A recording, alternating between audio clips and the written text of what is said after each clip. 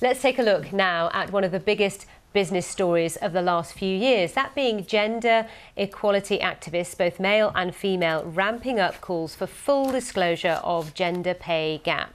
Yeah, recent research suggests the total disparity can be as large as $116 billion in the UK alone.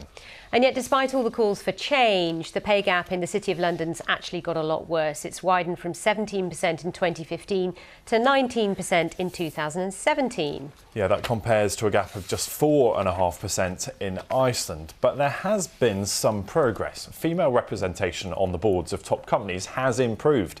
In 2011, there were 153 top UK companies that had all male boards. Today, that number is just 5. It's a fall of 95%. Well, to talk through some of these issues, we've got Domini Moss with us, who's the founder of the Return Hub. And the aim of the Return Hub, I understand, Domini, welcome to the programme, is to help those who've had quite prolonged career breaks to get back into a career within financial services. Just tell us how that works. Yes. Well, the Return Hub is a business that I set up in 2016. Really to fill a huge gap in the recruitment industry, working with people who've taken a career gap, maybe to raise a family, but maybe to set up a business or for all sorts of reasons, and now want to relaunch their careers. There are obviously a significant number of companies in the financial services sector that have a significant gender pay gap.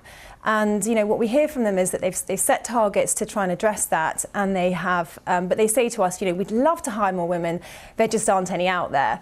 But the reality is there are hundreds of thousands of women who've had great careers, maybe 10, 15, 20 years. They've got the skills and experience, and they're saying, hang on a minute, we're over here. But the recruitment industry that would usually connect them to employers just wasn't built for them. And the danger is, and the difficulty is, I suppose, if women are taking, it's predominantly women still, isn't it? They're taking time out to have families. They have a gap in their career history, and that is the current issue, the hurdle that we've got to get over of if you're missing from the workplace for 5, 10 or 15 years, how do you get back in without having lost those 15 years? How do you square that with employers? Well, I think it's about kind of redefining the gap actually, and sort of talking about some of the benefits that people can acquire, some of the skills and experience and new networks that they acquire during their gap, because it's too easy and perhaps a bit lazy to think they've just been sitting at home watching TV and kind of, changing nappies or something, and that's just not the case. Very often the candidates that we speak to have been, they've been entrepreneurs, they've been launching businesses, they've been maybe doing charity work, they might have been doing further study, and of course they're not all mothers. We work with lots of candidates who haven't taken time out to raise a family. They've just gone and done something else for a while, but they're now ready to relaunch their corporate career. But just explain why an organisation like yours is needed to help them get back into the workplace, specifically in, let's say, the city. Yeah. So the traditional paths to work through sort of the traditional recruitment methods just don't really work for these people, because executive search at the sort of mid and senior level will really only find you if you're already in a job. And the recruitment industry at the sort of the more volume end, let's say, is very often a competitive process where you might have 3 firms all trying to fill a role on behalf of an employer. And that really means that it's the sort of squarest peg candidate for the squarest hole in the shortest time frame. And so anyone whose CV is a bit different, just isn't going to get a look in.